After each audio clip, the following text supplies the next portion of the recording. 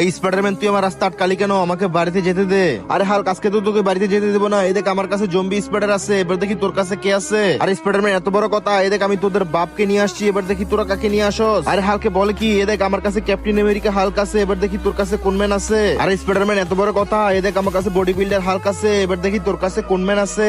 আরে হাল্ক হাসাইলি, এদেখ আমার কাছে তোদের দুরাবাই স্পাইডার হাল্ক আছে, এবার দেখি তোর কাছে কোন ম্যান আছে। আরে স্পাইডারম্যান, এত বড় কথা। এদেখ আমার কাছে তোদের দাদা রেড হাল্ক আছে, এবার দেখি তোদের কাছে কোন ম্যান আছে। আরে হাল্ক হাসাইলি, এদেখ আমার কাছে তোদের দাদার দাদার 3 মাথাওয়ালা ফায়ারম্যান আছে, এবার দেখি তোদের কাছে কোন ম্যান আছে। আরে স্পাইডার, এত বড় কথা। এদেখ আমি শেষে কাকে নিয়ে আসি।